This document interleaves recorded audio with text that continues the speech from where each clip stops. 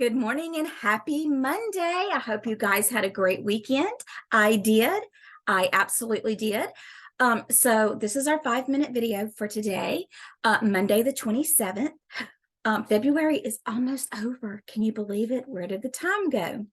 Well, we're going to start off with some announcements. The first thing I want to tell you guys is that our medical terminology is found on Roman numeral XI in the CPT. We're doing directions and positions is where we're moving into for our medical terminology. We're still in chapter 26, but we have an exam tomorrow on chapter 26.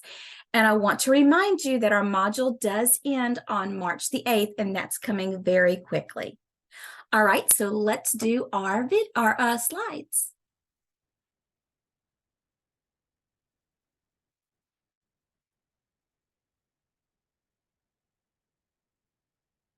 Okay, so these are going to be our medical terms that we're dealing with for the next 3 days. Ab is away from, for example, abduction. Ad is toward. Adduction, or how about addition? Ecto or exo, outside. So an ectopic pregnancy, ectopic. Endo, within. Endoscopic. Epi, upon, which is epigastric. And intra means below, under. Infrastructure. So you guys are going to have your Quizlet. Of course, you have your flashcards first, then you have your Learn tool, and then you will have your quiz. So let's get into chapter 26 a little bit. Let's talk about the difference between inpatient and outpatient. Oh, you know what? I have a typo.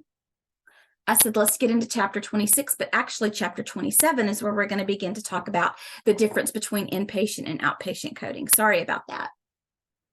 So our studies until now have focused on physician services and how to report these services. This chapter will review coding for hospital services. You're going to be using your ICD-10 manual, which is your big purple one. That's your diagnosis manual. For physicians, payment is based on specific services and supplies reported with CPT and HCPCS codes. The medical necessity of the services and supplies is reported with diagnostic codes. As a result, many coders and physicians call CPT and HCPCS codes the money codes. Physician services are often referred to as professional services because they are performed by individuals.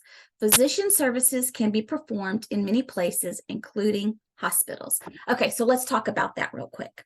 So why do we call, let's just say, CPT codes money codes?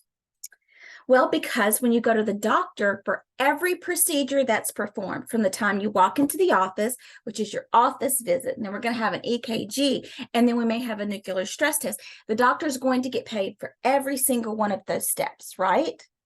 No matter what the diagnosis is, he gets paid for those services. Now, let's talk about ICD-10 codes. Where do we get money for ICD-10 codes? In the hospital. The sicker you are, the more diagnoses you're going to have, and the more money that's going to be paid out for those diagnoses, because it's the level of care. Greater level of care means greater money. Because the services provided by hospitals are broader than those provided by physicians, hospitals are reimbursed differently than physicians. The hospital is paid for its hospitality, ensuring the patient is housed, fed, and nurtured back to health until the patient is discharged.